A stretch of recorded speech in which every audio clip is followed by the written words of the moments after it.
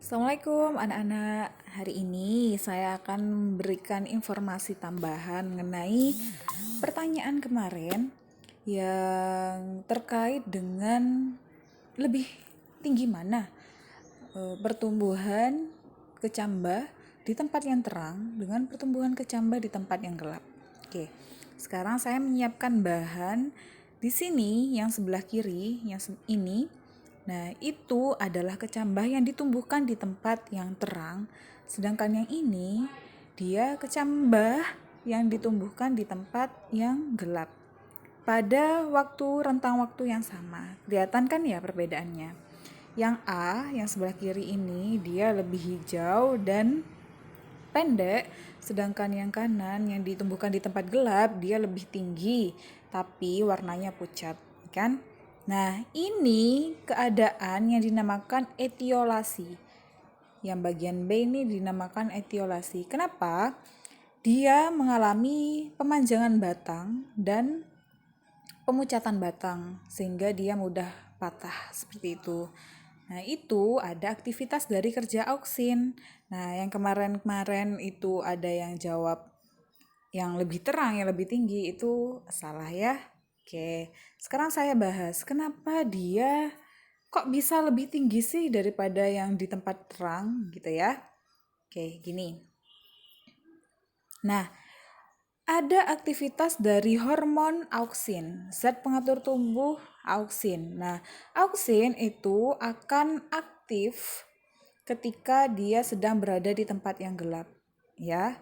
Akan mengalami pemanjangan batang yang tinggi, yang cepat ketika dia ada di tempat yang gelap, gitu. Nah, contohnya ini, auksin itu yang warna pink. Kita bisa lihat ada cahaya matahari ada di ujung. Nah, sehingga di samping-sampingnya, di samping-samping batang sebelah sini, nah itu dia tidak ada auksin sehingga dia bisa bertumbuh ke atas gitu ya. Sedangkan kalau cahaya matahari ada di samping, ini contohnya di samping kanannya.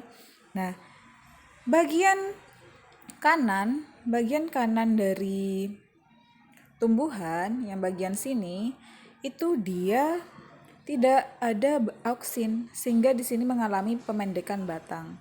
Sedangkan yang bagian yang dipenuhi oleh auksin ini, yang bagian kiri ini, dia terdapat banyak auksin sehingga terjadi pemanjangan batang. Akibatnya apa? Akibatnya elongasi sel di bagian kiri ini lebih cepat begitu ya. Seperti ini contohnya. Sehingga terlihat kalau tumbuhan itu mengejar cahaya matahari, begitu ya.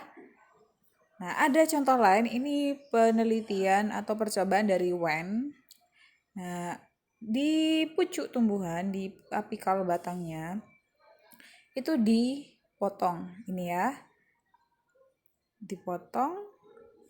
Nah, habis itu diletakkan di gelatin. Gelatin itu semacam agar-agar begitu. Oke, lanjut. Setelah auksinnya menyerap ke bagian gelatinnya, gelatin tadi itu ditaruh di ujung batang. Nah, ternyata ujung batang tadi itu bereaksi juga terhadap matahari. Dia menuju matahari. Nah, artinya apa? Auksin itu bisa menyerap ke bagian gelatin dan bisa mempengaruhi pertumbuhan walaupun ujung batangnya tadi tidak ada. Yang penting ada hormon auksinnya, gitu ya. Ini percobaan Wen. Oke, nah ini nih, kalau ada pot yang jatuh itu batangnya akan menuju ke atas, menuju ke arah matahari bersinar. Nah, di bagian sini, bagian bawah, itu terjadi pemanjangan batang karena dia tidak terkena cahaya, sedangkan yang atasnya di sini itu terkena cahaya sehingga terjadi pemendekan batang. Begitu ya? Oke, selamat belajar.